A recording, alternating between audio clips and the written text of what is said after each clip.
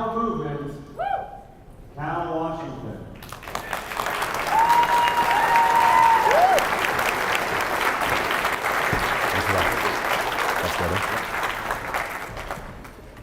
Good afternoon. So how many are a little bit familiar with what I teach or what I do or whatever? And how many are just here because I'm the next speaker? Okay. And how many are here because of some kind of morbid curiosity of whatever this, there might be a train wreck or something. Okay. So I want to start with, I need you all to stand up.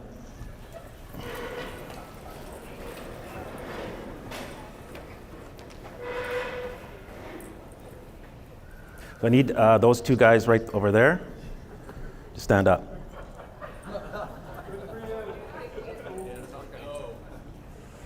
If you don't stand up, I'll have to ask you to leave. Interesting. Okay, sit down. The gentleman that's walking out, I'd like you to come back.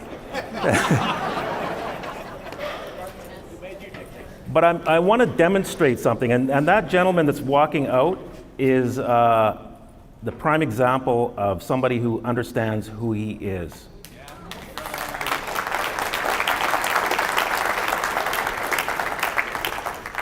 The rest of you stood up, and the reason why, and I want you to think about what happened to you, because you all had a different experience with that, but the catalyst of what made you all stand up was because I'm standing on this stage and I have a microphone.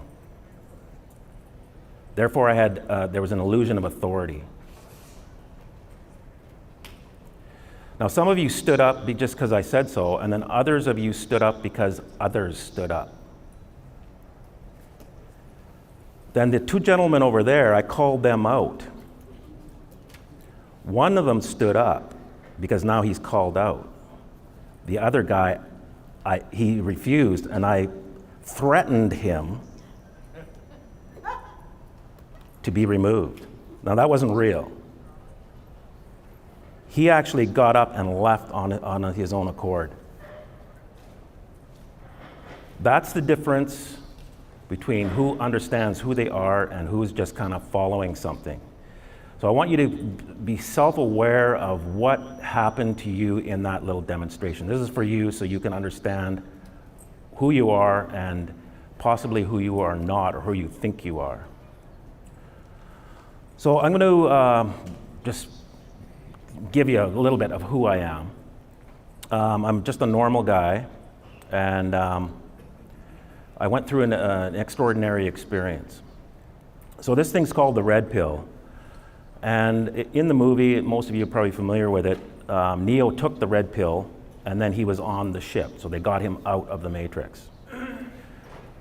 And that's what is synonymous with truth. The red pill is the truth. But after they rehabilitated him, he actually went through another process of a higher truth. He couldn't do it. So we're all in some kind of stage like that, and there's going to be more truth.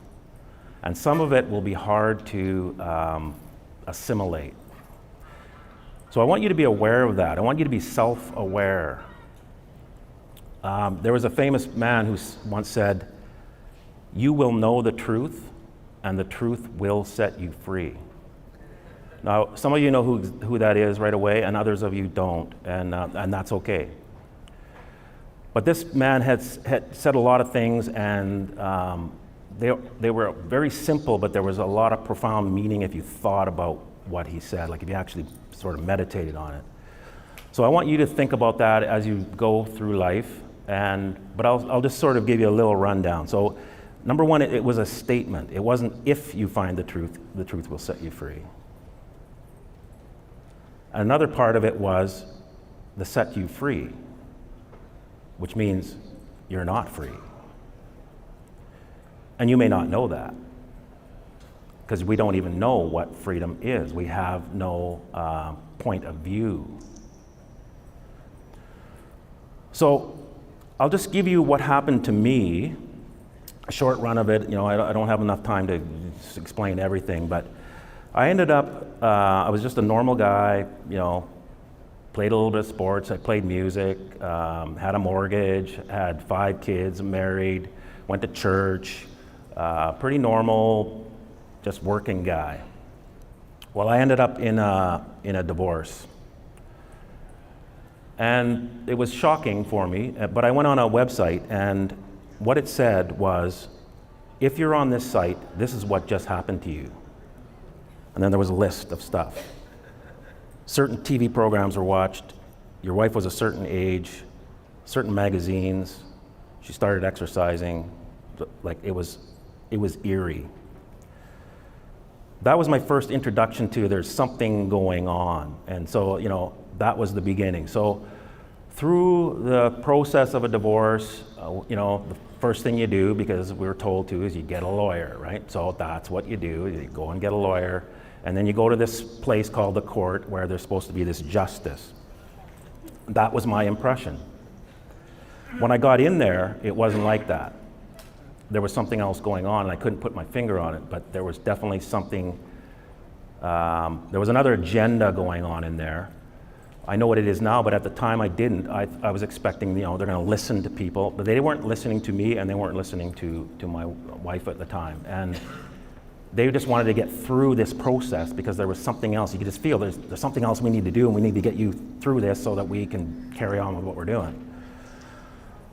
So long story short, I ended up in what's called the child support thing. And so there was hearings, and I was summoned to a court. So this is the first time I'm really having to appear. And by this time I'm starting to search a little bit because of what I saw on this website, that there's something going on. And so I ended up in there, and I went to one of the first sort of gurus, and some of you may know who he is, but I won't mention it. And what happened was, he represented me on my first appearance, got arrested in the courtroom, and it caused a large kerfuffle. Subsequent to that, the judge found out who he was and had to apologize, etc. And again, it was just kind of cut to the chase. Within a couple of days, I had what you would know as a SWAT team at my house. This is over child support. So they can get quite aggressive. My brother happened to be at my house. He didn't visit very often. He happened to be there that night, and they mistook him for me and almost beat him to death. It took him 7 years. They gave him a big settlement, but it took him 7 years to fight this because the police just kind of protected themselves. So again, just sort of moving through my story, I ended up learning more from different people, and I tried everything. Like I tried, the capitalized name. I'm not the name. I'm a flesh and blood. I'm a sovereign. I tried all that stuff. None of it worked. I just kept getting arrested, and spending time in jail, being pulled over, et cetera, et cetera, et cetera. But a couple of things happened, and a couple of judges, because I was starting to ask questions about what's going on in here, I got encouraged, actually. One judge in particular said, "You seem sophisticated, Mr. Washington, keep going." And I didn't know that I was going anywhere, right? But she knew what the questions that I was asking was going to get to the bottom of what's going on. And sure enough, now I can see, in hindsight I can see it, but at the time I didn't know what that even meant. A couple other things happened. Once I started learning started reading Acts and everything, and I got quite good at it. I would spend a lot of time, I was working during the day, and I would stay up till 2 and 3 in the morning, just reading Acts and reading Acts and reading Acts and deciphering them and reading them backwards and looking up all the words. I studied and I studied like a lawyer. And I would come up with cases based on Acts. And the judges would look like, whoa, but they would rule against me. So you could see on the face, yeah, you won. Like, you're correct, you actually have the better argument, but you lose. And this happened over and over and over, and I'm like, well, what's going on? Like, where am I? What's happened here? So I ended up going to a seminar on commerce. And while I was in that commerce, so this is, this is a couple of years of going to court at least once a month and arguing with these people. And I got epiphany after epiphany after epiphany because I had already experienced something, and now I could see why these things were happening. And it came down to that there is another jurisdiction that we didn't understand, that I didn't understand was there, and most of you probably don't know it's there as well. They were operating in a jurisdiction that is kind of hidden. But once you see it, everything made sense to me. So I just started experimenting. So everything that I did was, I went through all the different gurus, I tried all the different things, and this was just the next thing. I didn't know it was the big answer, but it looked like, I'll try this.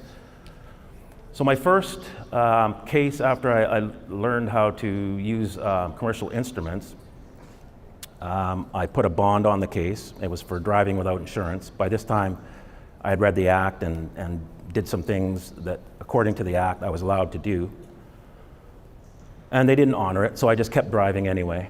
So I go to the courthouse, and because of the ritualistic thing of standing up when the judge comes in, we used to wait outside because we got in trouble with the sheriffs for not standing when the judge came in, just like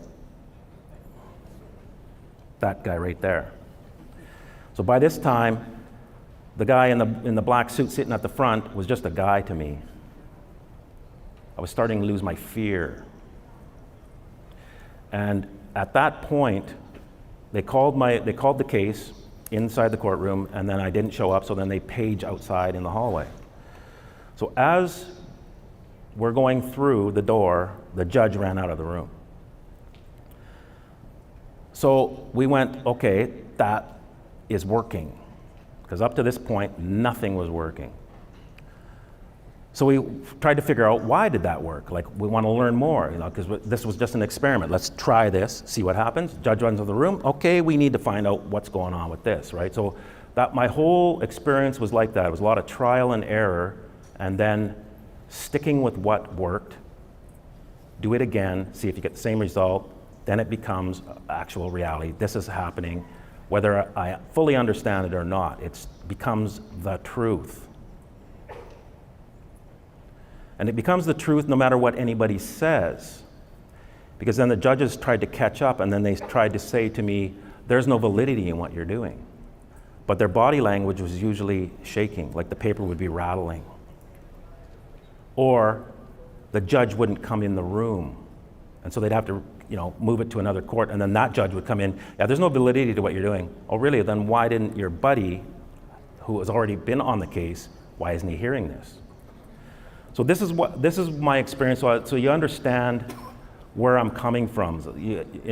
I'm not just a guy in a suit standing on a stage. So that's why I'm giving you that background. Okay.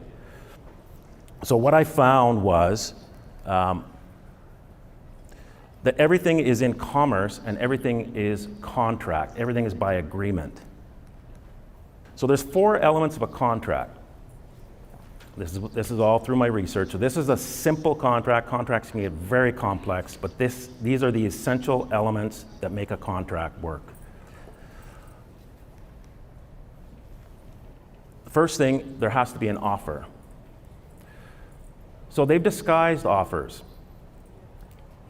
So an offer is like, normally, I want to sell you something, do you want to buy it? And going back to old Lex Mercatoria, in the merchant fairs, that's where international trade started. So an offer can be disguised as, we're going to put a smart meter on your house. And they send it by notice. So notices, you can do an offer by notice, but it is an offer. It's an offer to contract. 5G is an offer. Forced vaccinations is an offer. Voting is an offer. Believing that there is a thing called the government is an offer. just like I told you to stand up. So part of the what has to happen next is there has to be minds. So the meeting of the minds is where you negotiate all the terms of the contract. There has to be an actual agreement, like you have to have full disclosure. So you can't, say that you want to buy my car and I don't tell you that the transmission doesn't work. Otherwise, the contract is immediately invalid. So you have to have a meeting of the minds. So what they tell you is your smart meter is going to give you, or 5G is going to give you faster speed on your phone. And do you agree? Then there has to be an unconditional acceptance. So there has to be an agreement. Now, part of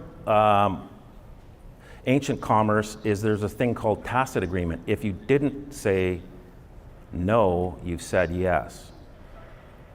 And I know it sounds really odd, but that's how it works. And so what's happened to most of us is we have tacitly agreed that there is a thing called the United States of America, Canada, et cetera, et cetera, et cetera. The world didn't come with countries. The countries are actually a fabrication. This is where you have to kind of go a little deeper. Who said there are countries? We have a bird called the Canada goose. It flies south in the winter and it flies back north in the summer. It does not check in at a border. It doesn't even know the border's there. But I'll tell you this, you try and take a goose, dead or alive, in your car across the border, you're going to have armed guards saying you can't do that. Why? Because they said stand up. Or they said sit down. So that's the acceptance. And then you have to have consideration or performance. So you have to have this background in order to understand what's happening. And you have to kind of superimpose this over what's really going on in the world. So what's happening is they are doing military agendas, but they're doing them commercially. You'll notice, even the last thing, it was about a company called Monsanto. It's a commercial entity. It's for profit. The 5G is being put up by things like Verizon and Sprint and et cetera, all commercial. Military in scope, commercial in fact. So you can't deal with them in a military way, you have to deal with them in a commercial way, and this is how they are operating, right here. They're offering and they're using tacit agreement in order to get in a contract to deploy military grade infrastructure. Same thing with the vaccines. So with that in mind, I want to show you something about how the structure works, and that it's about jurisdictions. And so you've heard a lot of talk, or you have ideas about how things are, but I want to show you that what you may think reality is may not be. Might have to go deeper. So on that statement, you will know the truth and it will set you free. In my opinion, the key word is you. Because what kind of truth could there possibly be that sets you free? Because I can give you truth about 5G, or I can give you truth about vaccinations, or I can give you truth about all kinds of things, but did they set you free? It's the truth. So there has to be some kind of deep, profound truth that would set us free. And it has to do with you. And that guy is really close. So I will show you the jurisdictions. There's you. Now, you can be plural, or you can be singular. And the statement doesn't say which it is, like that you will be free, like you will know the truth and the truth will set you free. So you have to understand that. And when I demonstrated the stand-up thing, some of you were operating, as I said, because you saw other people doing it. And there is a group mind in this room, and it can't be undone. It just is that way. So those that understand that can put something into the group mind, and the group mind just does what, without thinking about it. That's why I wanted you to think about, why did you stand up? What was the mechanism? Each one of you had a different one. So you is what we have to figure out. That's where the truth is. And you are an American, I'll just leave it at that. And you want to get a job. And you want to work at Walmart. So you go to the manager, and the manager says, I'll pay you X amount of dollars per hour, and you come here and you do tasks as so then there's an agreement. That's going back to that contract thing. So there's an agreement. You show up for hours, he gives you what's called money.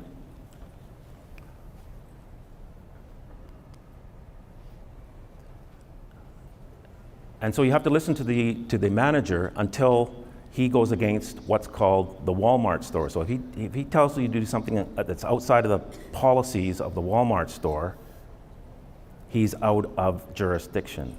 You could up the jurisdiction and tell the Walmart store that one of the managers is doing something away from the policies of Walmart. The Walmart is in Hartford.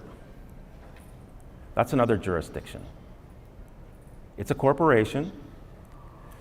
It operates as a city. And you have to understand that you are agreeing with each one of these concentric jurisdictions. So you have an agreement with Walmart and you have an agreement with Hartford. Whether you understand it or not, it's by tacit agreement. Hartford's inside what's called Connecticut. That's a corporation. And it rules Hartford. Hartford rules Walmart.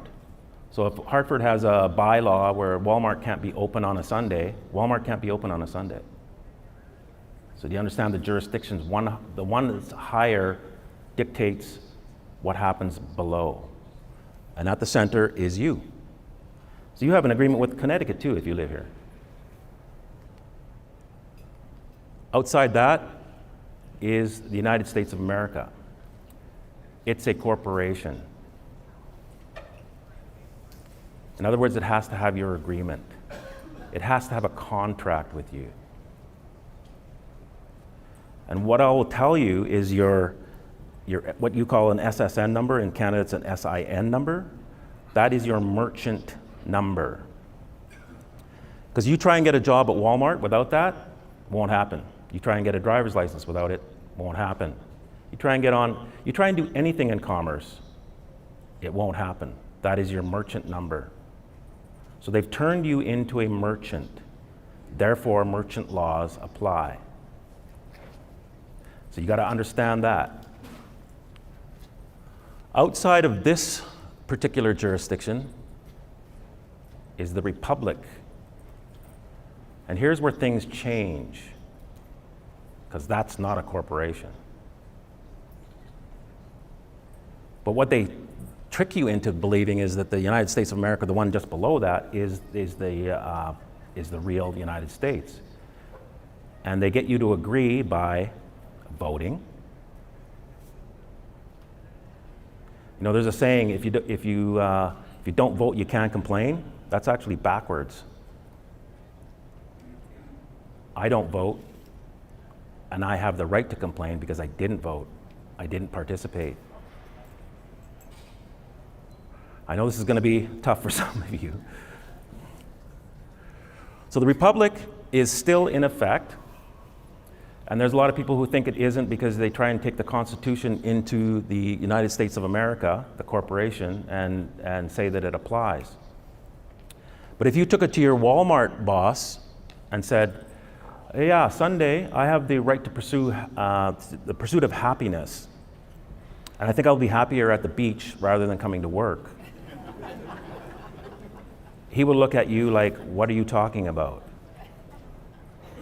So that's what happens in the court. When people bring the Constitution in, the judge looks at you and goes, what are you talking about?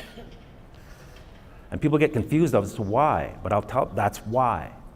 It doesn't apply in there. It doesn't apply in Walmart. It doesn't apply in any corporation because that is an agreement, it's a contract. So outside of the United States of America is the common law. So the common law actually comes from England and is the foundational law here. But here's something that most people don't know, particularly lawyers, is that the law merchant, an ancient commercial system, was fused into the common law in the 1700s. And then they just stopped talking about it. But the judges were told to take judicial notice of the law merchant. And most people don't even know that it exists, let alone that it's still in operation. When I found this out, then everything started to make sense. Now I know I was losing because I wasn't playing the proper game by the proper rules. And then once I did start, that's when my life started to change. I went from running to they were running from me. And they tried hard to get me back in the box. They even put me, they locked me up for 60 days without bail, pending a one-day hearing. It took them 60 days to get through a one-day hearing because I kept catching them on all their stuff and using commerce, and they just couldn't get around it. They couldn't get on top of it. Once you're up above in an above jurisdiction, the lower jurisdiction cannot get on top of it. This is a concept you have to understand no matter what you do. I'm not saying you have to do what we're doing, but you have to understand what's really going on here. This is how they are operating, and it's ancient. It goes back to the days of Hammurabi, where they have banking on clay tablets, etc. Like, people just don't know this. This has been going on longer than people know. They think it's fairly modern. It's not. This is very ancient, and there are certain rules and customs. And what I also found was that these rules and customs were very similar to biblical principles. I had a pretty good Bible knowledge, and everything I learned in commerce seemed to mirror something out of the Bible. So one of them was copying the other. And I don't know which is which, it doesn't really matter. The fact is, there are certain procedures and concepts that you have to operate in order for things to work in your favor. If you don't, you lose. That's it. It's just that simple. So with that said, one of the things, like I said, in a contract, you have to have full disclosure. You have to have a meeting of the minds. Now, this is the key to what's happening with 5G and all these dastardly things that they're doing, is they're not giving full disclosure. The fact that you are a US citizen, you did not get full disclosure. The fact that you took a driver's license, you were not given full disclosure. Therefore, the contract is null and void ab initio, which means right from the beginning.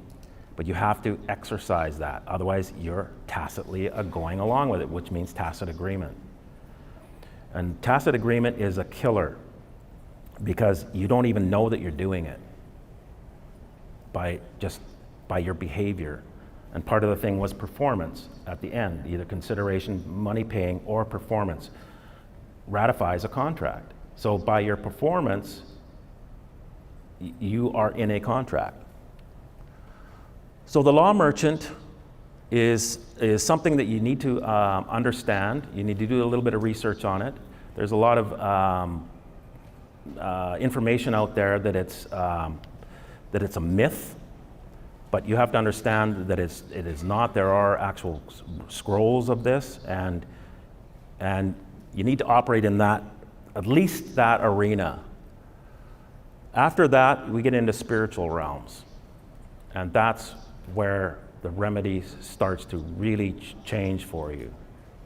You get into these realms, and there's nothing that anything below that can do. And what I found was the Bible itself is a contract, and it's you can see the evidence of it because they take oaths on it. So your president took an oath on the Bible, all the past presidents, the Queen.